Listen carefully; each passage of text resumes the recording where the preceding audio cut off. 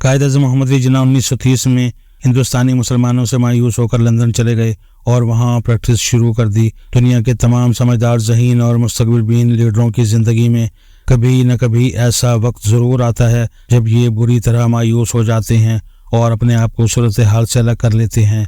कायद आज़म के साथ भी यही हुआ। वो इत्तेहाद के दाई थे। इनका ख्याल था मुसलमानों और हिंदुओं में सिर्फ अकायद का फ़र्क है। ये दोनों समाजी और सकाफती लिहाज से एक हैं और अगर ये मिलकर जद्दोजहद करें तो बहुत जल्द आज़ादी हासिल कर लेंगे। कायद आज़म ने सियासी ज़िंदगी का आगाज़ कांग्रेस से किया था और वहाँ इनका सियासी मुस्तकबिल बहुत रोशन था, लेकिन फिर इन्हें 1920 में महसूस हुआ कांग्रेस हिंदू जमात बनकर रह गई है और इसमें मुसलमानों की गुंजाइश कम होती जा रही है।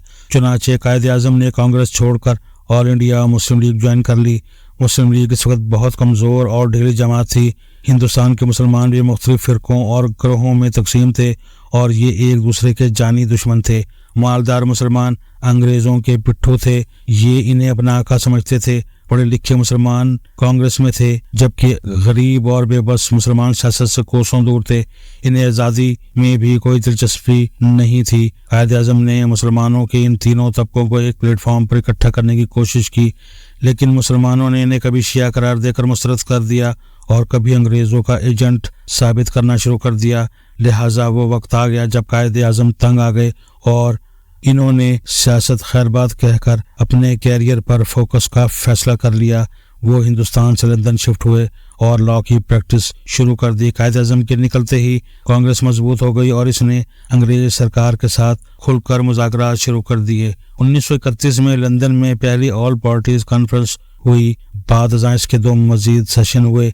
इनमें मुसलमानों की नुमाइंदगी कमज़ोर थी, जिसके नतीजे में कांग्रेस ने ज़्यादा फ़ायदा उठा लिया। अल्लामा इकबाल को हालात की नज़ाकत का एहसास था। इन्हें महसूस हो रहा था हमने अगर ये वक्त ज़ाया कर दिया तो हिंदुस्तान के मुसलमान अंग्रेज़ के बाद हिंदुओं के ग़ुलाम हो जाएंगे और वो हमें पीस कर 1000 साल की ग़ुलामी का बदला लेंगे। इनका ख्याल था सिर्फ कायद आज़म मुसलमानों को इस अंजाम से बचा सकते हैं।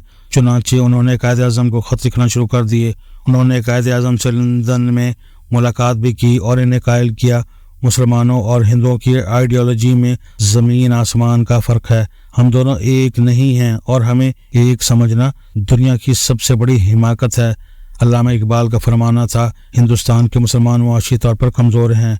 अंग्रेज़ ने हिंदुस्तान पर कब्ज़ा करके मुसलमानों को जानबूझकर मुआशी लिहाज से कमज़ोर रखा ताकि हम आज़ादी के साथ सोच सकें और ना गलत के साथ ज़िंदगी गुजार सकें, जबकि हिंदुओं ने इस सूरत हाल का फ़ायदा उठाया और ये अंग्रेज़ों के साथ मिलकर माशी लिहाज से मुस्तहकम हो चुके हैं। हमने अगर मुसलमानों को माशी कदमों पर खड़ा न किया तो शाहीन चीलों का ग़ुलाम बनकर रह जाएगा। हमें आगे बढ़ना होगा और मुस्लिम अक्सरियती इलाकों के मुसलमानों के लिए अलग मुल्क हासिल करना होगा। कायद आज़म इस वक्त भी हिंदू और मुसलमानों को भाई भाई समझते थे, लेकिन अल्लामा इकबाल ने अपने 1.5 दर्जन खतूत और मुलाकात के बाद इन्हें कायल कर लिया और यूं कायद आज़म 1934 में हिंदुस्तान वापस आए, मुस्लिम लीग की क़यादत संभाली और एक ऐसे मुसलमान मुल्क की तहरीक शुरू कर दी जिसकी शहरी माशी लिहाज से खुद मुख्तार हों ताकि ये अपने फैसले आज़ादी से कर सकें। हमने कायद आज़म की क़यादत में 1947 में पाकिस्तान हासिल किया। पाकिस्तान की तख्लीक की 2 बड़ी वजूहात थीं। पहली वजह हिंदुइज़्म और इस्लाम का फ़र्क था। मुसलमान अकीदे के लिहाज से हिंदुओं से मुकम्मल मुख्तलिफ थे, लिहाजा इनका इकट्ठा रहना मुमकिन नहीं था। दूसरा, हिंदुस्तान के मुसलमान माशी लिहाज से कमज़ोर थे। ये अगर मजबूत माशी अक्सरियत के साथ रहते तो वो इन्हें मुकम्मल तौर पर ग़ुलाम बना लेती और ये इनके स्वीपर्स, चपड़ासी और बेल बॉय बनकर रह जाते।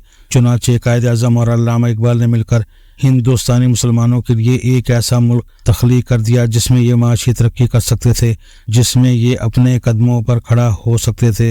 लेकिन अब सवाल ये है, क्या 77 साल बाद हमने वो माशी मंजिल हासिल कर ली जिसके लिए ये मुल्क बनाया गया था?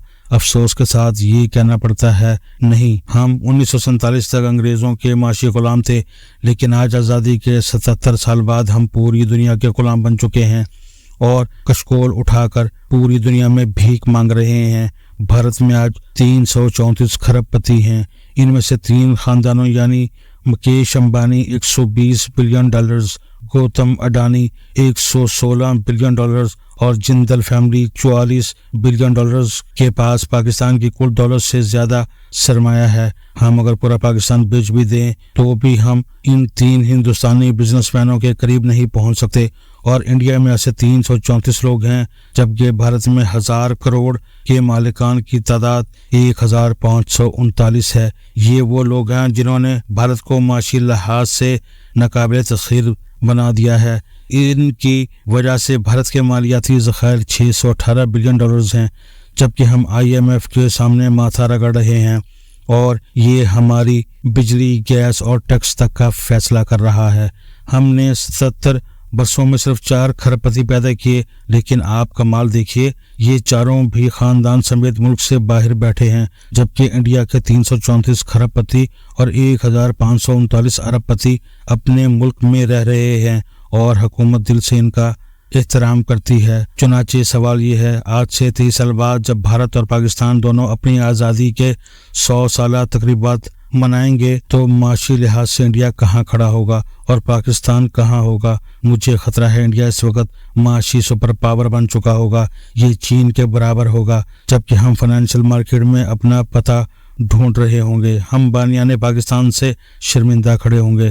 آج کا سب سے بڑا سوال یہ ہے، وہ پاکستان جس کی تخلیق کی وجہ سے معاشی استحکام تھا، وہ اس دوڑ سے باہر کیوں اور کیسے ہو گیا؟ اس کی سب سے بڑی وجہ ہماری اندرونی اور بیرونی لڑائیاں ہیں۔ ہم 77 سال سے مسلسل اپنے ہمسایوں سے بھی لڑ رہے ہیں اور ایک دوسرے کے ساتھ بھی۔ پاکستان کی پوری تاریخ لڑائیوں سے آلودہ ہے۔ ہم نے اپنے قیام سے لے کر آج تک امن، سکون اور استحکام کا سانس نہیں لیا۔ میرے مرحوم والد کہا کرتے تھے، میں نے پوری زندگی اس ملک میں ایک دن بھی خوف ہو کر نہیں گزارا۔ میرے والد کی آبزرویشن درست تھی۔ آپ 77 برسوں میں کوئی ایک دن دکھا دیں جب ملک میں لڑائی نہ ہو۔ ہم پوری دنیا سے لڑ رہے ہیں، اور جب لڑ کر تھک جاتے ہیں تو پھر ایک دوسرے سے لڑنا شروع کر دیتے ہیں۔ 77 برسوں سے ہمارا مشرقی بارڈر گرم ہے، روز وہاں سے فائرنگ کی آواز آتی ہے، اور 45 سال سے ہماری مغربی سرحد سے بھی بری خبریں آ رہی ہیں۔ ہم نے بدقسمتی سے اس جنگ سے کچھ سیکھنے کے بجائے وڈیالہ جیل میں بھی ایک ایٹمی ریئیکٹر بنا لیا ہے، اور اس سے بھی روزانہ کی بنیاد پر دھواں نکل رہا ہے۔ مجھے یقین ہے ہم اگر اس مسئلے سے نکل گئے تو پھر ہم TLP اور TTP کو چھیڑ دیں گے، اور یہ دونوں رہی صحیح کسر پوری کر دیں گے، اور اگر یہ مسئلے بھی حل ہو گئے تو 5واں ماشاءاللہ کہیں نہیں گیا۔ ملک میں ایک بار پھر میرے عزیز ہم وطنوں ہوگا، اور پھر چل سو چل، فوجیں ہی فوجیں اور موجیں ہی موجیں، اور خودکشی کے اس کھیل میں ہم معاشی غلاموں کی دلدل میں مزید سے مزید دھنستے چلے جائیں گے۔ آپ یقین کریں ہمارے پاس صرف 30 سال بچے ہیں۔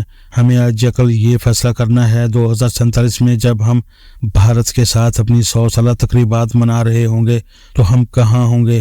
ہم 2 قومی نظریے کو سچ ثابت کر رہے ہوں گے یا پھر اپنے بانیان کو شرمندہ کر رہے ہوں گے؟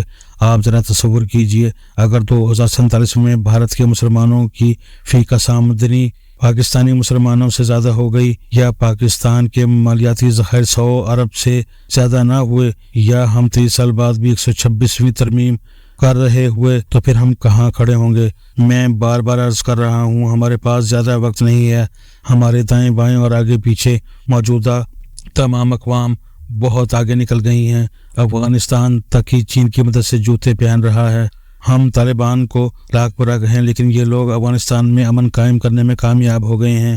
پورے 1 سال میں افغانستان میں کوئی احتجاج ہوا اور نہ بم بلاسٹ۔ سڑکیں اور مارکیٹیں بھی محفوظ ہیں۔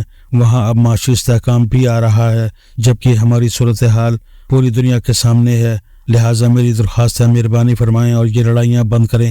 ملک میں استحکام آنے دیں، بزنس مین کو سانس لینے دیں، اور دن رات ایک کر کے اگلے 30 سال کی پلاننگ کریں، تاکہ جب 2047 آئے تو ہم پورے قد کے ساتھ کھڑے ہوں اور قائد اعظم کے مزار کو سیلوٹ کر کے یہ کہہ رہے ہوں، جناب دیکھ لیں، ہم نے آپ کا 2 قومی نظریہ سچ ثابت کر دیا۔ ہم نے آج آپ کے تمام شہریوں کو غربت اور بے روزگاری کے گڑھے سے باہر نکال دیا۔ آج آپ کا ہر شہری معاشی غلامی سے آزاد ہے۔ کاش ہم یہ کہہ رہے ہوں، اور اگر ایسا نہ ہو سکا تو پھر شاید پاکستان دوبارہ ہندوستان میں تحلیل ہو جائے۔ اللہ تعالی ہمیں اس انجام سے بچائے۔